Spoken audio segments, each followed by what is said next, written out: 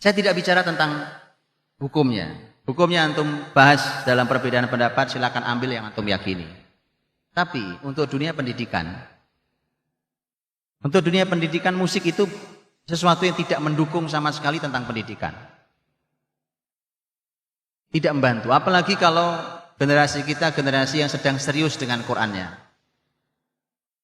Itu akan saling mengusir antara musik dan Qur'an. Akan saling mengusir. Kenapa saling mengusir?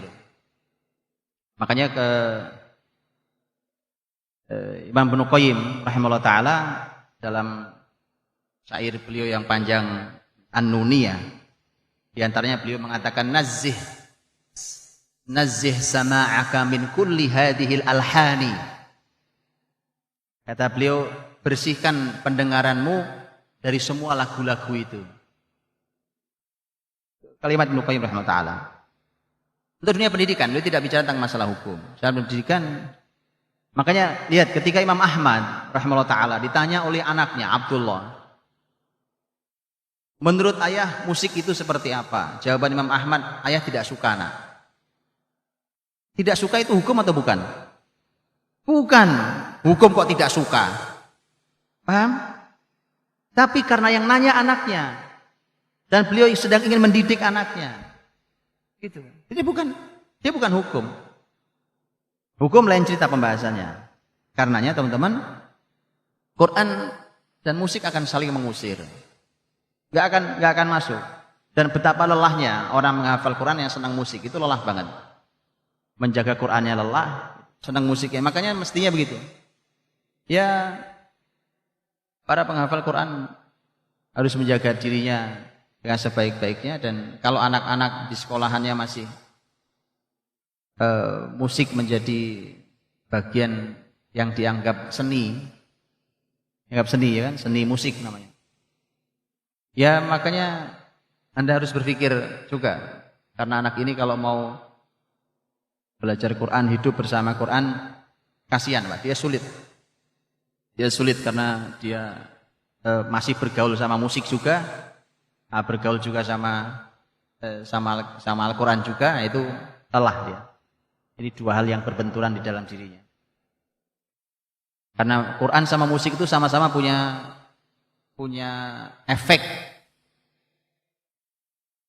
Orang dengarkan musik enak apa tidak? Enak. Orang dengarkan Quran enak apa tidak? Enak. Bagi yang suka enak dua-duanya. Orang yang suka dengan musik, begitu dengarkan musik, itu beribu rasa ada dalam dirinya. Gitu kan? Saatnya musik membuat dia tersenyum-senyum. Saatnya musik mengantarkan dia pada kenangan yang sudah lewat. Saatnya musik membuat dia meneteskan air mata. Gitu kan? Quran bisa begitu apa enggak? Bisa, sama persis.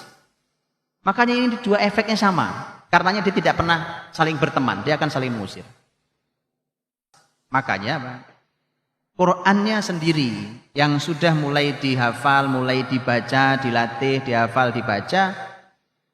Satu, buatkan pengkondisiannya di rumah kita. Di rumah kita, di kendaraan kita. Tadi makanya saya bilang, ayo kita singkirkan musik tadi itu. Saya sekali lagi tidak bicara hukum ya, tapi saya bicara pendidikan. Ayo kita singkirkan musik itu, karena itu nggak masuk di dalam proses pendidikan Qurani anak-anak kita. Kita ganti semuanya. Setel-setelan begitu nggak ada. Kalau masih ada yang begitu dibungkus saja, disingkirkan, buang. Di rumah kita, di kendaraan kita, dimanapun diganti, setelannya diganti. Kemudian tadi saya katakan, orang tuanya perlu berilmu untuk menghadirkan pada anak semakin mereka cinta, kagum dan bangga tentang yang dihafalnya. Itu saya ceritakan. Anda ngobrol keluar ayatnya, Anda ngobrol bicara tentang ayat. Memang orang tuanya perlu belajar kalau ini. Harus belajar supaya anak mulai tahu, oh luar biasa ya Quran yang saya hafal ini isinya. Jadi ngomongin apa saja tanpa dia sadari dia kagum bahwa kita keadaan apa saja kita bicaranya ini ayatnya, ini bicara ayatnya.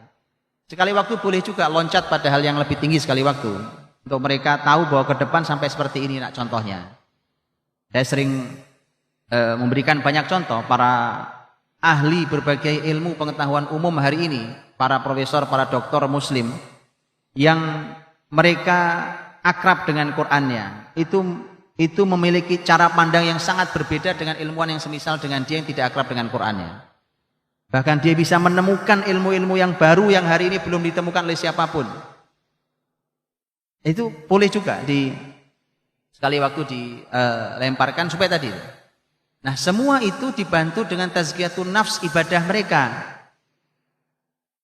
Sebagaimana prosesnya? Umpamanya perintah Nabi untuk menjaga anak-anak sholat, perintah dari umur 7, evaluasi umur 10, sebagaimana hadis Nabi yang sering juga kita kaji tentang masalah ibadah. Itu harus dijaga betul, Pak. Nah, kalau anak punya hafalan Quran, sholat masih guyonan, ya kan? Sholat masih bercanda, sholat masih belum baik, ada yang masalah dengan tazkiyatun nafsnya. Jadi ibadahnya begitu dijaga dengan sangat baik, puasanya begitu dijaga dengan baik. Tentu ada tahapannya, sekali lagi tahapannya harus taati. Jangan juga terlalu semangat tapi lupa dengan panduan Nabi. Saking semangatnya, anak baru umur berapa dipres untuk puasa Ramadan. Ayo puasa Ramadan. Itu temanmu sudah selesai 30 hari Ramadannya. Enggak ada satupun yang batal. Enggak begitu, Pak, ada panduannya. Ada panduan Nabi SAW. Enggak sembarang.